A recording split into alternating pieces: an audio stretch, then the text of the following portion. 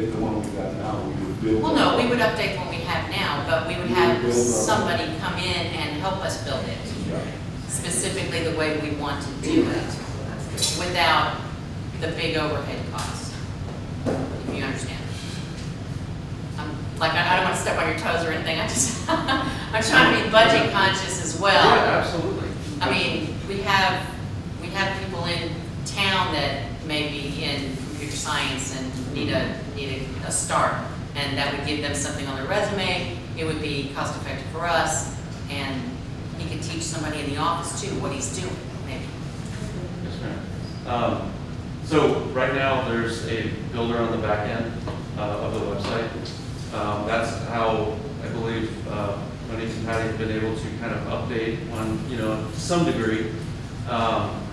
In fact, and I did forget to mention in our proposal, there was a CMS, another integration of a better builder that is now more robust, more features, and we would be able to train any staff on that so that after we're done with the build, you guys could manage the site on your own. Okay. So I would just, I would caution, I've been in this business for, since 2006 in the ad business. I've been a marketer since I got out of college in 1997. And I've seen a lot of where, this person has a friend or this, this person's boyfriend does this. And what happens is you cannot rely on someone to do that because they will not stay loyal to you. This is my business. I have a team of employees behind me and in my office. This is what we do day in and day out. We are marketers. We all come from different marketing backgrounds, and we will take care of the site. Again, I know it's a cost. I get it. I run a business. I need to, get revenue into my company to pay for employees that I have on staff. But the website, after we're done, we will have that opportunity to train anyone on staff that is willing and make sure that we train them the right way so that moving down the road, there won't be any of that mistake, going down. So we'll try to limit that if you all give us the opportunity to train them. Okay. Can we entertain some, reaching out to some of these other websites that do the same thing and see if they can give us a, Yes, I've done that as well. okay, So just, for an example, when he and I started the discussion, there were some other city sites that we looked at as examples.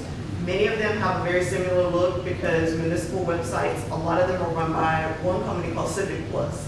So I've worked with Civic Plus and other municipalities. Locally, you've got Selma, Shirts, Converse, a few other cities that use them. They're pretty expensive, but I reached out to them and got a cost estimate, anyway, just to kind of give us an idea of what we're dealing with. So Civic Plus ran analytics on our current site, looked at the number of pages and tabs and some of the designs that we were interested in. They said it would take 4 months to develop, and it would be $22,500 for year one. And then every year to host it and manage it is $4,725. And that was just the middle of the road package, not the most advanced package. They have 3 levels: standard, premium, and ultimate. So that was the middle of the road premium package. So that's just kind of like the going rate. I mean, I know there are some others. I can get some additional quotes as well. But I personally feel like, yes, the site needs some update. But I think that we do get a very good service from Public Alliance, and will be much more reasonable. Like I said, we have no money budgeted now, but I think if we were looking to do this, that would be more reasonable. They're also a local company that we're able to, get in touch with more regularly. I also feel like a lot of the things that are currently on the site are things that people are asking for. They are there. There maybe just not be as easily accessible or able to find. So I think that cleaning that up might help the issue as well, because I've heard several things that people say are not on the website, but they are. No, they're not, where you can just type it in the search and they pop up, but they are there. So I think that may, help. But I just wanted you to know kind of what costs are looking like for this. I have to wonder if it's 22,000, you said? 22,500. How come you could do it for 4? So when we first met, we met Tim, who was the city mayor at the time, and we met the city manager, Monique Vernon. we were a smaller company 5 years ago. Our company has been around since 2011 is when my older brother and I started the business. And so we were able to drop costs because there was really no staff, that many staff with us. So, and today, when Monique came to me the last time, because of the working relationship, it is a loss for us, but we realize that the budgets are small here, or they have to be smaller. So that was my kind of coming back to you guys to work with you to give you something that you need and want, Okay. And that's really gonna benefit the citizens. And because I think that's, over the course of time, that's what I think we've heard, that the citizens want something specific, and again, when it comes time for us to update or do, well, that's a cost too. And then sometimes there's not money available for us to do things. So I've been wanting to nurture this site, since we had it. It's just, again, budget constraints kind of don't allow that sometimes, or they'll limit it. So. Okay. Thank you. Thank you. So I'm kind of curious of what, Councilwoman Street, I'm curious of what would you like to see added? I mean, when you say make an outline, so obviously you feel that there's some things that you would like to see, like what? Well, we need to fix the search bar. That makes me insane. That's just crazy.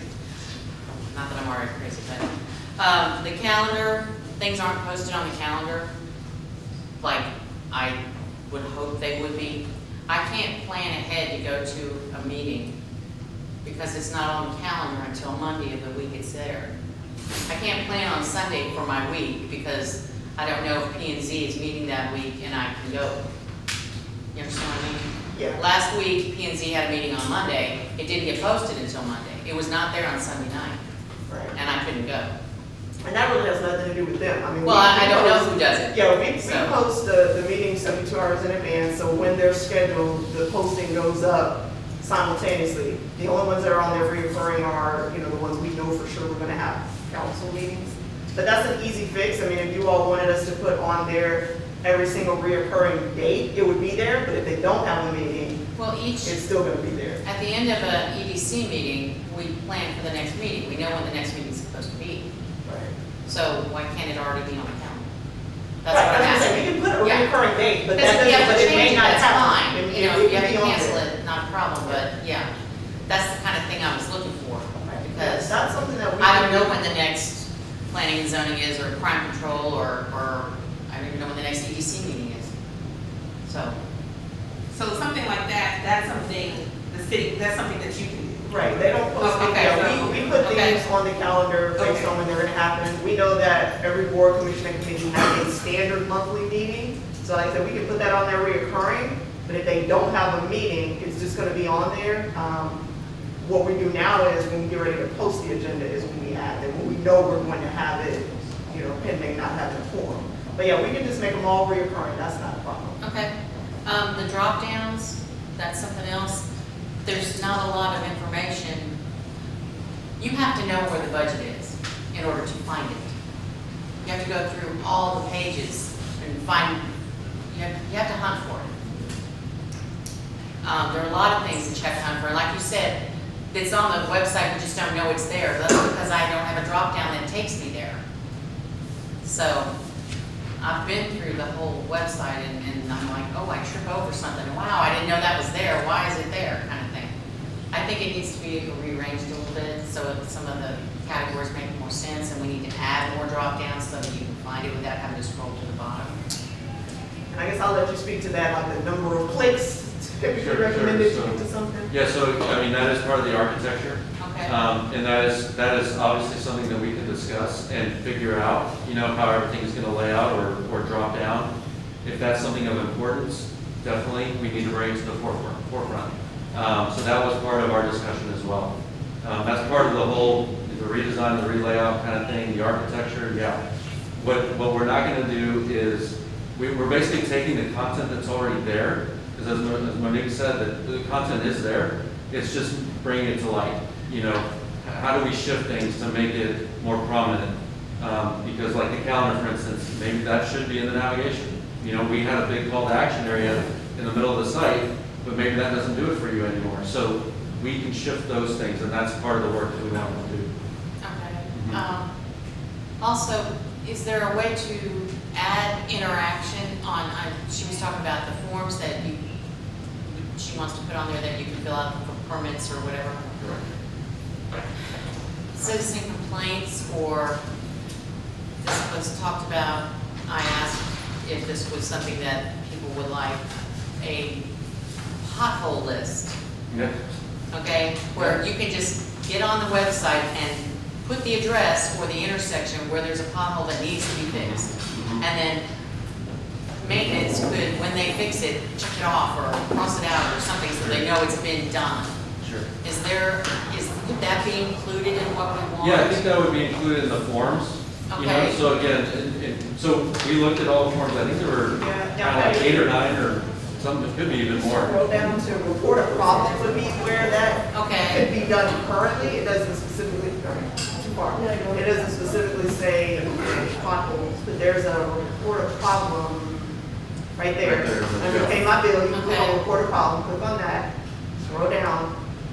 That is a fillable section right there, and it comes to the city automatically. So you can report potholes, Okay. code violations, okay, is there anywhere that could take that and put it on a list, like a spreadsheet kind of thing, I guess, I know how that works, and you just get to see if it's already been reported, the one you want to report, So. you know what I mean? Yeah, I believe so. So basically, we would create a separate form for that purpose only. Yes, Okay, so once someone submits the information, their name, their email, the address, or we could put in those fields, once they submit the information, it goes to whoever on staff, and then on the backside, you can export the list, which is really a CSV or an Excel file, that would have all of that data per citizen right on a list for you. So that can happen, so it really would be done in forms that Okay. we plan to build out. So I don't want to sound like a broken record, so that would be 4,000 plus, right? Well, so we had a list of, and right now I forgot where all those forms are. Hey, do you know where all those forms were? There's several, I think there was 8 or 9 When you or go to the 10. development tab, there's the ones for all your permit related items. Okay, yeah, so, and then scroll to the bottom, it's on the right there. So a lot of those right there are PDFs. So the problem with that is that a citizen has to click it